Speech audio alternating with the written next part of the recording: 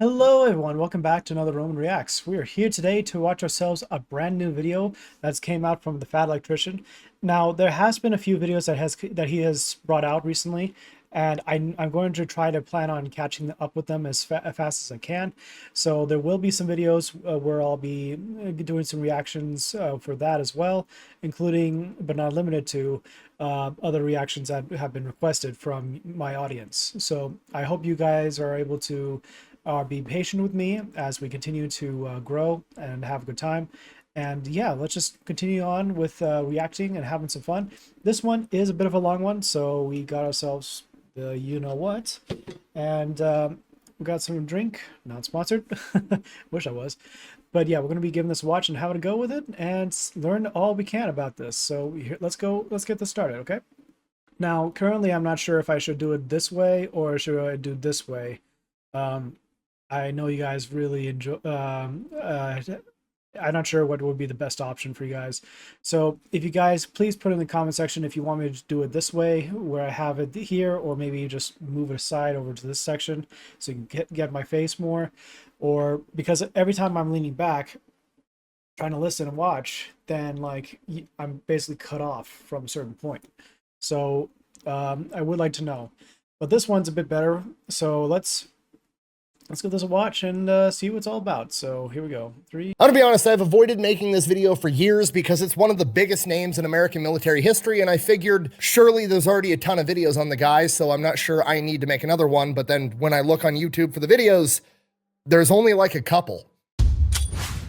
Today we're talking about Audie Murphy, aka the real-life Captain America. You know, Captain America, Steve Rogers, the Marvel superhero that was originally too small to serve in the United States Army until he was given a super serum and becoming the best soldier the US military had to offer. That is America's ass. Audie Murphy is pretty much the exact same thing in real life, except there was no super serum. He was originally rejected by the Marine Corps and the paratroopers because he was only 5'4", 110 pounds. He would then eventually find a regular Army recruiter that was willing to round him up, saying that he was 5'5", 112 pounds, the exact cutoff for the minimum height weight requirement to join the US military. Despite his small stature and lack of super serum, he would go on to become the most decorated soldier of World War II, credited with killing approximately 240 enemies. In the process, earning himself the Medal of Honor, the Distinguished Service Cross, 2 Silver Stars that he earned in the span of 3 days, 2 Bronze Stars with V device, 2 French Croix de Guerre, and the French Legion of Honor. He would then go on to become a national icon and Hollywood movie star, where he got to portray himself in his own movie about him, and Hollywood made him tone down the story because what he actually did seemed too unrealistic. He was the inspiration for one of the greatest American... Seriously, why is it that Hollywood does that? The stories are too good to be true. Just tell them as it is. We'll believe it with our own eyes. Of all time, Master Sergeant Roy Benavidez, to join the Army. In the movie Fury, Brad Pitt, the main character, is based off of Lafayette War Daddy Poole, one of the greatest American tankers of all time, but the final battle scene is actually based on the exploits of Audie Murphy. And while Captain America, the comic book character, predates Audie Murphy's military career, when he was brought back and revived in the 1950s and 60s, it's very obvious that Audie Murphy was the framework that developed that character. If you're not picking up what I'm putting down, I'm trying to tell you that you already know about Audie Murphy, whether you realize it or not, but you're about to learn a lot more right after a word from our sponsor. Delete me. What is that? I don't know. You told me to be here, so I'm here. Fair enough. It's my new 1301, but now it's a write-off. Hmm. Love you. See? You see? Oh, you don't see it? But now it's a write-off. There! Coincidence? I think not. All right, here's the deal. Super simple, straightforward business model. You give them money, they turn around and make sure that data brokers on the internet aren't selling your personal information. What does that even mean? Okay, here's the entire internet and every free service on the planet inside of a nutshell, okay? There's a saying, if you're not paying for the product, you are the product. What that means is pretty much anything on the internet that you use, that's a service, whether that be Google, Facebook, Instagram, Snapchat, all of it, okay? It's all an app. So one of two things is happening. They're either gonna feed you ads, and that's how that company makes money since their service is free, or they're going to collect your personal information, then turn around and sell it to data brokers on the internet, and then they're going to turn around and sell it to whoever buys it, and next thing you know, you're getting 17,000 robocalls every single day. And that's where Delete Me comes in. They will look... The amount of stuff I get in terms of ads on either like looking on Facebook or looking on X and just random BS that just pops up is just so bizarre. And I'm always wondering, what the heck did I put myself into to get these stupid calls? Through all the major data brokers and find the ones that are selling your Or personal ads. information and submit opt-out requests on your behalf, and then they are legally obligated to comply. And then they'll continue to monitor these data brokers, and if they get your information again, Delete Me will submit an opt-out request again. Basically, you're paying Delete Me to get rid of all the downsides of all of the free stuff on the internet, which I think is absolutely worth it. If you want to check them out, I'll have a link and a discount code down below. Let's get back to the video.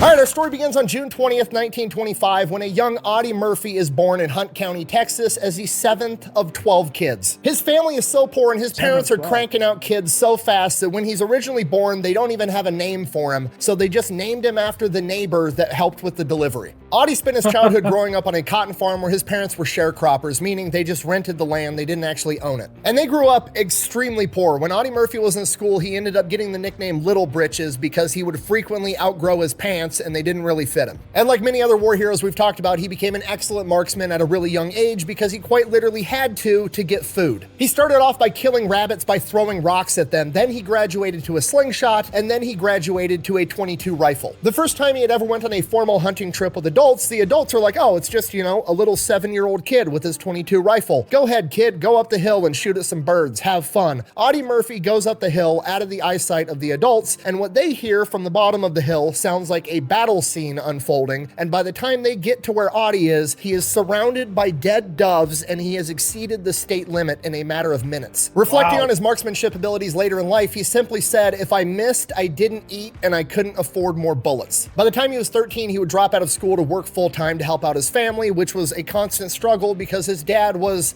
more or less an absent father that struggled with alcoholism. He would go on drinking benders and disappear for days on end. By the time he was 15, his dad would walk out the door one day and never return, leaving his mother and 12 kids to fend for themselves. Reflecting on this later in life, Audie said, and I quote, every time my old man couldn't feed the kids he had, he got himself another one. I suppose I hated him because I hate anyone who quits. Audie Murphy, on the other hand, doesn't quit. He starts working full-time for other farmers, even going and living with them, working for $1 a day. He works at the gas station. He works at the grocery store. People forget that $1 a day back then was worth a lot more. Like being able to get that kind of money was basically a lifesaver for them. Now today, $1 may not mean much, but back then it meant a whole lot. He tries to be a radio repair guy. He does anything and everything he can at 13, 14, and 15 years old, trying to make enough money to help support his family. And then at 15 years old, his mother gets sick and she passes away. Audie continues working his ass off, doing everything he can for his family. And then at 16 years old, the movie Sergeant York, based off of the World War I superhero Alvin York, comes out in theaters, and he falls in love with this movie. He watches it twice and he decides he wants to join the military too. So at the age of 16, he goes to the Marines. They reject him for being too small. He goes to the Army paratroopers. They reject him for being too small. He goes to the Navy. They reject him for being too small. But he just keeps trying, and eventually, right after his 17th birthday, his sister forges the paperwork, giving him permission to go off and join the military, and they fudge his height, weight, and he ends up getting in. And by this point in time, a lot of his older siblings had moved on and started families of their own, and he was kind of the oldest sibling taking care of his 5 younger siblings, and he had no option at this point but to send them off to an orphanage. But unlike his father, he's gonna come back for him because Audie Murphy doesn't quit. Audie Murphy goes off to training, is rapidly given the nickname Baby, Babyface, Shorty. Despite that, he crushes it, is absolutely the best shot around. While on leave one weekend, he goes out to a local carnival. They've got, you know, all the carnival games set up, and there's one of these tents that has a .22 rifle set up, and the challenge is to be able to shoot all the hearts off of a playing card, and it's the number 5. Audie Murphy walks up and from 30 yards away with the .22, puts a bullet dead center through every heart on the number 5 playing card. This motherfucker don't miss. No, he's fucking good. That motherfucker don't miss, man. He's good.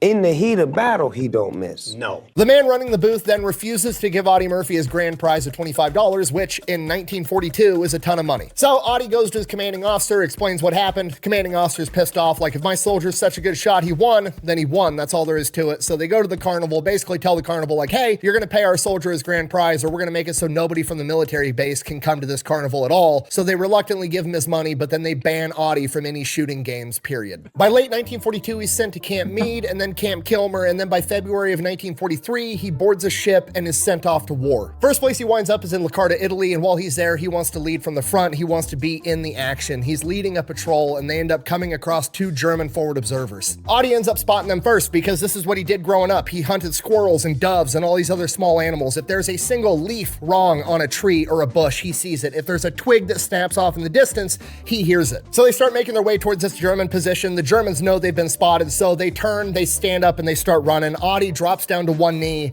and shoots both of them dead on the spot. These were the first men that Audie Murphy killed in combat, and he said he didn't feel pride or shame. He just felt a weary indifference. Quote, "They would have killed us if they had the chance. That's our job." A couple of days later, Audie Murphy's platoon is maneuvering, and they end up getting pinned down and ambushed by a German machine gun position, and they are just pinned down, and they're pinned down, and there's absolutely nothing they can do. Eventually, morale starts breaking down. You got to realize these guys are fresh off the boat. They just got into combat, and some of these guys are freaking out, thinking they're going to die. They're a bunch of kids. A couple of dudes are sobbing in the corner, and Audie Murphy's just like, fuck it, I don't quit. I guess I'm just gonna don my plot armor and handle this shit myself. Audie Murphy gets up and rushes the machine gun position by himself, screaming at his men to follow as he breaks through the ambush and destroys the position. For this, he would get promoted to corporal, and reflecting on this later in life, he would say that retreating is the most dangerous maneuver possible. When you have no defenses, attack. That's called foreshadowing, just so we're on the same page. Shortly after this, he winds up getting malaria, gets hospitalized with a fever of 105 degrees. While he is in the hospital, his unit attacks and takes the city of Palermo. He recovers and rejoins his unit by September of 1943, just in time for Operation Avalanche, the invasion of Salerno. Fights through September, fights through October. In October, he ends up getting promoted to sergeant, both because he deserves it, but also because his unit is losing so many men. During the following months, Murphy volunteers to lead conversion and capture patrols, basically going out at night, sneaking around and capturing German soldiers, bringing them back so they can be interrogated for intel. And Audie Murphy excels at this. The men that went with him basically alluded to the fact that he had superhuman senses and could smell Germans in the dark from the type of tobacco they smoked. And by January of 1944, he ends up getting hospitalized with malaria again. While he's in the hospital, his unit makes an amphibious landing into Anzio, and they are basically deadlocked on the beachhead in a stalemate. Audie Murphy recovers, comes in with reinforcements because so many of his men have been killed, and he is immediately one of the most senior members in his platoon and is promoted to staff sergeant. So Audie Murphy is now the platoon sergeant. He is the highest ranking non-commissioned officer in charge of this platoon. More or less, he's running the show. During the Battle of Anzio, part of the line that Audie and his men are on get attacked by 20 German tanks. Audie sees them coming. He's inside of this cottage. He calls for artillery fire. The artillery ends up knocking out the lead tank and repelling the rest. That night, off in the distance, Audie can hear Germans working on this tank out in the darkness, so Audie leads a patrol out. And when I say leads, I don't mean he took some guys with him. I mean he grabbed some dudes and he would advance 50 yards and then wave his men to follow him after the fact. Literally leading from the front the entire way. He gets his men to about 100 yards from the tank, orders them to stay put as he advances by himself, gets within about 15 yards of the tank and has 2 Molotov cocktails with him, tries to throw them at the tank, but they fail to ignite it. I really thought that would work. From here, he's like, okay, fuck it, runs up to the tank, climbs on top, the hatch is open, there's presumably Germans inside working on it, drops a grenade inside of it, and then starts running back the other direction. This obviously alerts the Germans in the area. They start firing towards Audie. His men 100 yards back start returning fire. He gets a safe distance away from the tank and then fires 6 rifle grenades into the treads, completely disabling it. Then, using a ditch for cover, he makes his way back to his men and they head back to their line. For this, Audie Murphy earns the Bronze Star with V device, his first major medal. Fast forward May 1944, he fights in the Second Battle of Cisterna, where he earns the Combat Infantry Badge. From there, his unit goes into Rome, and it's what you see in the movies. Everybody's celebrating, throwing flowers, you know, the soldiers are here to save us from the evil Nazis. You've all seen the movies. While most of the rest of the men are partying and celebrating and relaxing with the locals, taking some time off, Audie Murphy isn't. He knows if he's going to make it back home to take care of his siblings, he's got to make it through the war first. So he spends all of his free time practicing and getting better at becoming a forward observer, the skills necessary to call in accurate artillery fire. After Rome, his unit is sent to Naples, where they stage and get ready to partake in Operation Dragoon, also referred to as the Forgotten D-Day. It is a massive amphibious landing into southern France. It was actually supposed to take place 2 months prior on D-Day, but due to supplies and resources, they weren't able to. So Murphy and his platoon make this amphibious landing. They press inland. They're coming through all these pine trees, and then they come to the tree line, and there's a vineyard with a big hill on the other side. As soon as they hit this vineyard, they start taking German machine gun fire from up on top of the hill. In his squad, Audie's got 1 guy dead, 1 guy wounded. Him and the rest of the squad are pinned down, and the rest of the platoon is back in the tree line. As soon as they hunker down, the German machine gun fire stops, and then as soon as they go go to try to move, the Germans start shooting at him again. After about 20 minutes, Audie Murphy says fuck it and rushes the hill by himself. He said that because the Germans had the high ground and they were manning machine guns, they had to kind of look up so they could see downward where they were shooting, and every time he would see the white of their foreheads, that's what he would fire at. He wound up killing 2 Germans. During this firefight, he runs out of carbine ammunition, so he runs back straight past his men to the wood line, grabs a light machine gun from one of the machine gunning crews, and brings it back to his previous position. From here, he gets in a machine gun fight, killing 2 more Germans and wounding a 3rd. Runs out of ammunition again. His men are providing covering fire. He runs back to the tree line, picks up a carbine and more ammunition, and goes back to his position. Seriously? And this time, his best friend Lottie Tipton goes with him. They advance up the hill bounding, so Lottie Tipton's providing covering fire while Audie Murphy moves forward. Audie Murphy gets a little bit ahead. He does covering fire for Lottie Tipton to advance, and they keep doing this all the way up the hill till they make it to one of the machine gun positions. They end up destroying it with grenades. After Lottie Tipton hits the machine gun position with a grenade, they end up raising a white flag and trying to surrender. At which point, Lottie Tipton stands up to accept their surrender and is immediately shot straight through the heart. They were lying. At this point, Audie said a demon entered his body as he rushed to the position the remaining 40 yards by himself, completely cleared it, took the German machine gun that was still operable, and rushed 2 more German machine gun nests, hip firing, destroying both of them. After completely clearing the rest of the hill by himself, he goes back to Lottie Tipton's body and just holds him and bawls. And his men said it was the only time they'd ever seen him cry. For his actions on that day, he was credited with killing 6 Germans, wounding 2 others, and capturing 11 more, earning the Distinguished Service Cross, the 2nd highest medal beneath the Medal of Honor. Man. From here on out, Audie Murphy's absolutely pissed. He goes on a complete rampage. If he wasn't already the go-to problem solver for his unit, he was now. If they're pinned down by sniper fire, pinned down by machine gun fire, there's a fucking noise in the attic, you're scared of the dark, everybody calls Audie Murphy. He shows up and he handles the issue. During this time, he gets the Purple Heart for getting blown up by a mortar, but refuses to get medevaced. From here, his unit continues to advance into France through the Vosges Mountains, and they come across the Cléry Valley. The unit's options are pretty much climb a fucking mountain or go through the valley. Obviously, they're going through the valley. The Germans are set up in there with snipers and machine guns all over the fucking place, and every time they try to push forward into it, they end up getting repelled, and this goes on for days. So, unit's got a problem. Obviously, we're gonna call up Captain America with his plot armor. Audie Murphy volunteers to lead a recon squad out there to figure out what's going on. As him and his men are getting ready to step off, Colonel Pollock, the battalion commander, shows up. So, like, his boss's boss shows up trying to figure out what the holdup is, and he decides he's gonna go out with Audie Murphy. And this is on October 2nd, 1944. So they go out, they wind up stumbling across the German machine gun position, get ambushed, everybody hits the dirt, they're pinned down. Sure enough, Audie Murphy stands up, yells at everybody else to stay down. He's gonna handle this shit. Then, while the colonel, his boss's boss, is watching, he advances on the enemy machine gun position by himself while he's actively getting shot at, yet somehow not getting hit, I guess because he's a small target. Gets close enough to throw a grenade into the German machine gun position, and before the grenade can detonate, he switches to his carbine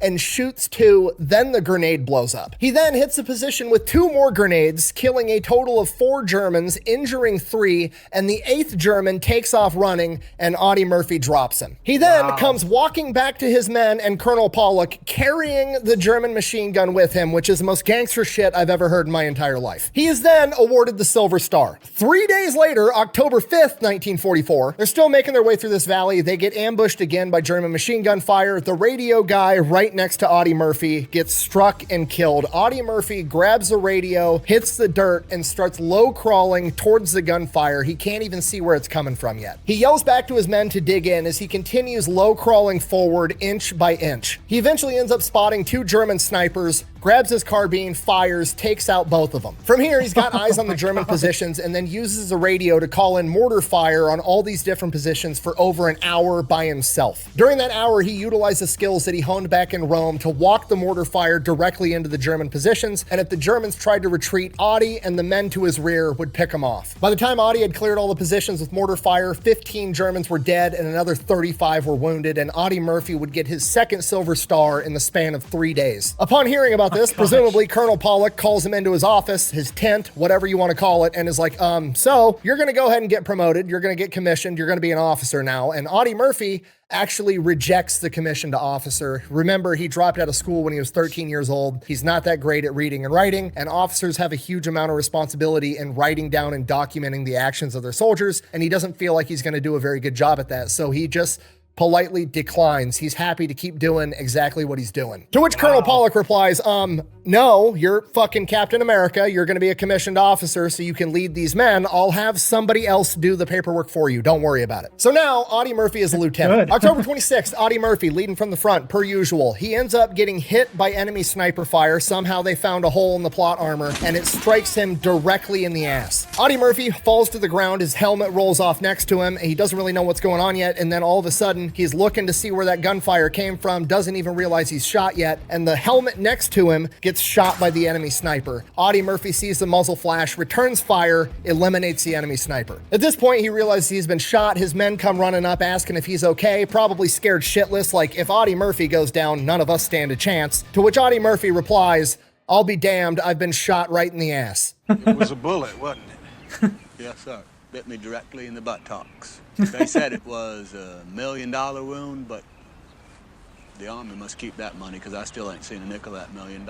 So Audie Murphy gets taken to the aid station. He winds up getting gangrene in this gunshot wound. And gangrene is like dead necrotic tissue. The blood supply isn't there and the tissue just dies and gets rotten and infected. And typically if you get it on like a foot or an arm, they just have to amputate it. But because this is an ass cheek and you can't really amputate an ass cheek, they just have to cut out the dead necrotic flesh and pump him full of penicillin and hope he's okay. He winds up in a French hospital. They end up cutting 5 pounds of flesh off of Audie Murphy while they're just pumping him full of penicillin. Bear in mind, the dude's only 112 pounds, and that was before he was running through the mountains in France, fighting in combat every day, so he's probably much less than that at this point. This guy doesn't have 5 pounds worth of ass to lose. That's like 5% of his body weight. Ice cream. Regardless, he's in the hospital. He's flirting with all the nurses. The nurses think that he's just this adorable baby-faced little cutie, and then all the other soldiers are telling the nurses like, ma'am, that's fucking Audie Murphy. That's like the deadliest soldier we have. And everybody's just shocked that this baby-faced 19-year-old is like the biggest badass on the planet. He actually winds up proposing to one of the nurses at this point, and despite his charm and baby face and boyish good looks and his reputation of being a complete badass, she declines. Stand on this. So after 2 months of battling gangrene and flirting with nurses, Audie Murphy makes a recovery, or at least enough of a recovery to demand to be sent back out with his men. He rejoins his men on January 14th, 1945, and his unit is going to be going into the Colmar Pocket, one of the last German strongholds on the French side of the Rhine. Intel says that there are Hang on. Okay, so Rhine, okay. German positions here and there. I'm wondering if that's where that's close to Vichy, France is. We're just riding around there potentially. But yeah, that's quite a lot. Interesting. One of the last German strongholds on the French side of the Rhine. Intel says that there are 9 German divisions there, 50,000 men. On January 20th, as the unit moves in, they don't make any headway because they need tanks to be able to punch through this German line. So they wait for the tanks to show up, end up pushing in on January 25th. On January 26th, Audie Murphy and the other 2 officers in his platoon are all hit with enemy mortar fire. The other 2 officers are killed, and Audie Murphy is peppered from his waist down. Being the only surviving officer, he refuses evacuation, and he is now acting commander of the entire company. He leads his company to right outside the town of Holtz, where they get ready to launch an attack. They are staged up right along this wood line. It's a wood line, a dirt road, then a big open field with the town off in the distance. From here, they start staging up, getting ready to make this attack, but they can't do it yet because they're waiting for reinforcements to show up because they need more men. And while that's going on, everybody is just freezing their ass off. It's January, they're living outside, there's snow all over the ground, dudes are getting up, walking around, just trying to stay warm. It sucks. Murphy's got his infantry, and then he also has 2 M10 tank destroyers, so that morning he starts maneuvering them into the right position to be able to support this attack, and then more time goes on, dudes are walking around trying to stay warm, everybody's just biding their time, and by 2 o'clock, 6 German tanks come rolling up towards their position with 250 infantry Germans behind them. Murphy immediately calls for artillery, but the German artillery gets there first, striking one of the M10 tank destroyers, killing 2 crew members, and setting it on fire. The other M10 tank destroyers firing at the German tanks, and it's hitting them, but it's not enough to penetrate the German armor, and the shells are just ricocheting off. At this point, he knows they're fucked. There's nothing they can do to these German tanks, so he orders all of his men to fall back into the wood line, as well as the other M10 tank destroyer. While everybody scrambles, Audie Murphy grabs his field telephone, runs over to the first M10 tank destroyer, the one that's on fire, climbs on top of it, pulls the dead lieutenant out of the hatch, sets him aside as he mans a 50 caliber machine gun and his field telephone on top. He begins strafing the German advance with 50 caliber machine gun fire. They're about 200 yards away, while he's also operating the field telephone, calling in for more artillery. As it's getting closer and closer, artillery asks how close they are to his position, and he famously replies, "Just hold the phone, I'll let you talk to the bastards." Oh my gosh. While that's going on, the other M10 tank destroyer trying to back up ends up backing up into a ditch, getting stuck with the gun at a useless angle, so now that's out too. So now it is just Murphy standing on top of a flaming M10 tank destroyer that could blow up at any minute if the fuel or the ammunition ignites. What happened? I don't know, it just didn't explode. That's weird. And Audie Murphy is up there engaging the enemy by himself for over an hour. He said the only thing that he was aware of at the time was that the smoke billowing out of the M10 he was standing on was providing a good smoke screen, and that this was the first time in 3 days that his feet were warm. You gotta look for the silver linings. Now, during the course of this 60-minute battle, his M10 tank destroyer gets struck by German shells 2 more times, and somehow it still doesn't blow up, but he does take a ton of shrapnel into one of his legs. Huh? I really thought that one was gonna explode. But Audie Murphy doesn't quit, so he just keeps standing on top of a flaming tank destroyer, engaging the enemy by himself, and eventually the Germans had sent 12 infantry troops down an irrigation ditch that was near his M10, and they jumped out attempting to flank him from 10 yards away. He catches them just in time, swings the 50 cal over, and eliminates all 12 German infantry. As he runs out of ammunition for the 50 cal, he calls in the final artillery barrage in on his position as he jumps down off the M10 with a wounded leg and runs back into the tree line and starts reorganizing his men to launch a counterattack. As he's running away, the M10 finally blows up because the fuel or the ammunition ignited right before the artillery barrage hits. That's what exploded? Holy shit, that was crazy. Okay, could you imagine being one of this guy's soldiers? You just watched him fight 250 dudes and 6 tanks by himself for a fucking hour with no commercials, and then as he runs out of ammo and jumps off the flaming tank, it blows up as he's walking towards you. Cool guys don't look at Explosions. They blow things up and then walk away. Needless to say, everybody was pretty pumped to follow that motherfucker into battle. They launch a counterattack and push the Germans all the way back. After the Germans start retreating, he finally stops in the middle of the field for medical assistance, but still refuses to get evacuated. I could do this all day. For this, he was awarded the Medal of Honor with the citation crediting him with approximately 50 kills. However, the eyewitness accounts of the men that were there that day said that between his 50 caliber fire and the artillery strikes that he was calling in, it was in excess of 100. Wow. Wouldn't talk. In the following days in the Colmar pocket, the German lines are starting to collapse. Things are starting to move a lot faster. When they're coming up on German units, they're just starting to surrender. So as Audie Murphy and his company are advancing, they end up coming up on some Germans that are exhausted. They don't even put up a fight. They're just like, fucking, we give up. Whatever. They surrender. And as they're starting to, take away their weapons, get everything sorted out, 3 German tanks pull out of the wood line across the field with a bunch of infantry behind them. Oh, you gotta be shitting me. And at this point, I can only assume Audie Murphy's like, I can't do this shit again. I already played this level. I don't want to play it again. As the tanks start advancing towards them, they turn onto the road. They're not spotted yet, but they're gonna be in a second. And Audie Murphy's like, if one of these Germans yells something in German, or if they see us, we're completely fucked. What do we do? And he very quickly grabs one of the Germans' helmets and puts it on his head and has his men do the same. They throw the Germans down on the ground, point their guns at him, basically saying, shut the fuck up, as they wave to the tanks as they roll down the road. Smile and wave, boys. Smile and wave. And luckily for the Germans, it worked. I have no idea how he would have pulled a win out of that situation, but at this point, I'm fairly confident he would have, because let's face it, the man's the main character. By February 8th, 1945, the Colmar pocket collapses completely, and Audie and his men are sent to Paris for some R&R. While there, Audie Murphy is informed that he will be receiving the Medal of Honor and not be going back into frontline combat because he's the most decorated soldier of World War II at this point, and they can't risk losing him. So for the rest of the war, he's going to serve as the liaison officer for the battalion. Basically, they're giving him a bullshit job trying to keep him safe and out of combat. He knows that, and he hates it the entire time. And it still does not stop him that every time he hears his company's having an issue, he takes his Jeep to the front lines under the pretenses of, I'm gonna go check the lines to investigate stuff as the liaison guy, and then he goes out there and leads his men in combat anyways. And that's pretty much what goes on until World War II comes to an end. After that, he had a big ceremony where he was formally awarded the Medal of Honor. From there, he goes back home and there is an enormous parade. He's a national celebrity. He's on the cover of Time magazine. Everybody knows who he is. He is the most decorated man of World War II. And to be completely honest, he doesn't really care for it. He doesn't think that he's anything special. He doesn't like being a star. He doesn't like all the fame.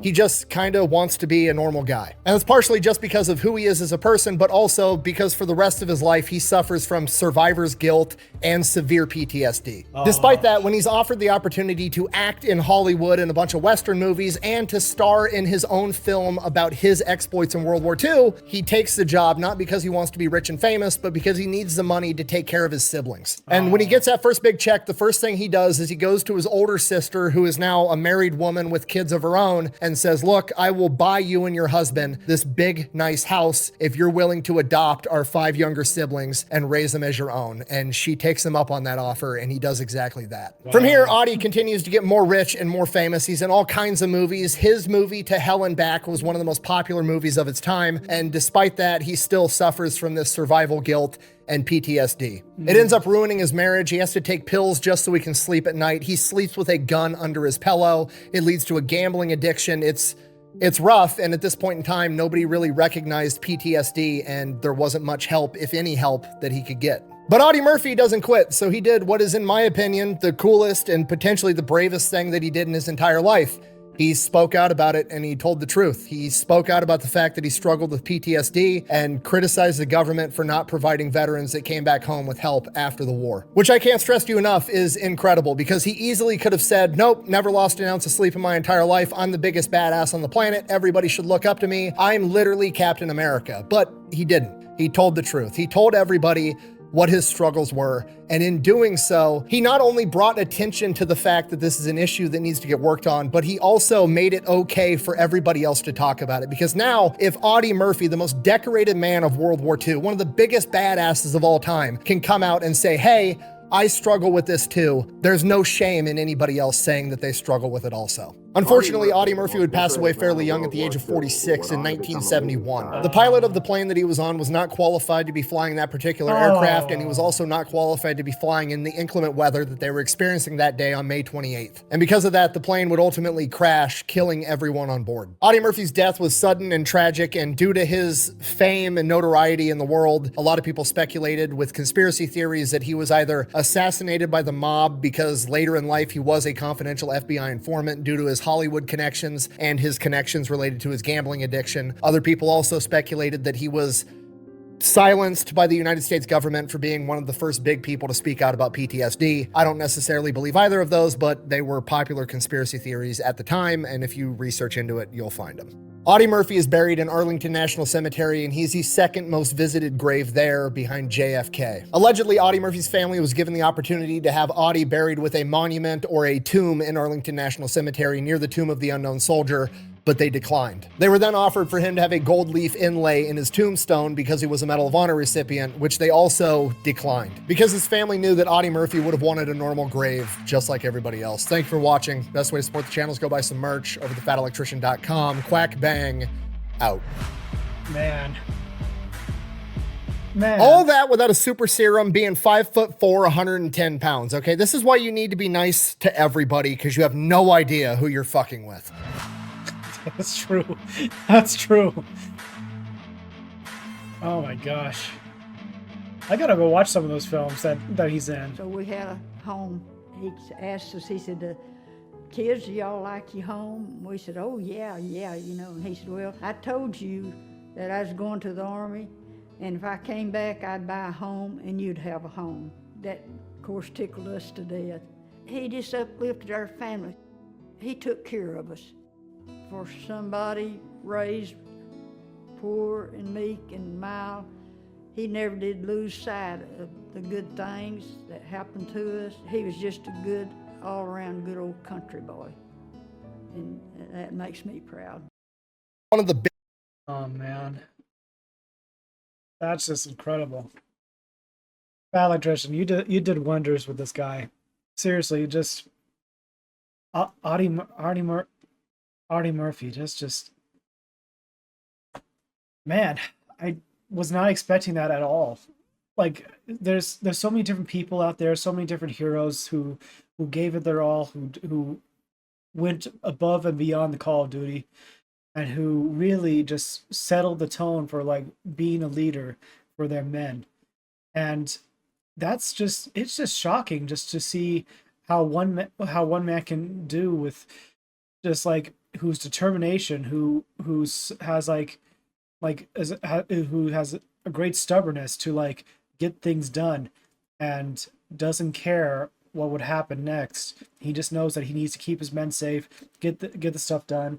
He didn't care about the full honors and everything else. He just wanted to make sure that the job was done. And that's just inspirational just to hear about it. And I'm hoping that's like what got many other people to be inspired and especially with making Captain America stuff, just because that right there is just fantastic history. And just knowing that what they were going through, what they had to endure during the war, and against all odds, he somehow managed to make it out alive throughout this whole thing. And just, yeah, it can take a toll on you for like trying to survive and like on your own. And then everything about this man was just so incredible. And Fat Electrician, you really done your work well with this guy. And like I'm shocked. I wished, man, I wish it was a little longer so I can hear more about him. But that's just incredible. So anyway, that is it for me, guys. I hope you enjoyed. I hope you have a wonderful time watching with me, reacting to this wonderful story with this wonderful man. I'll leave a link in the description down below for the original video. You can also check out Fat Electrician up here, and you can check out a random video over here, including the subscribe button. Let's continue to grow. Let's continue to get up higher to 10K. We're almost to 3K, so let's see if we can get to 10K. But yeah, thank you all for watching. Thank you all for coming by, and stay tuned for more videos from Fat Electrician. And I'll catch you all in the next ones, okay? So Romans, salute. If you like Romans content and wish to see more, like and subscribe to continue to support the channel.